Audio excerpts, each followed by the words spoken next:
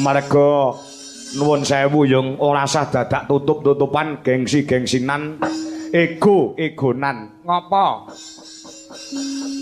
Aku ya lagek bengi iki ing atase ditanggap karo piyayi ket sore mau urung pethuk karo sing di omah nembe ning panggung ki mau aku lagi tepung lawan panjenengane Bapak Suhadi saha Ibu Atik Rosliani SPD.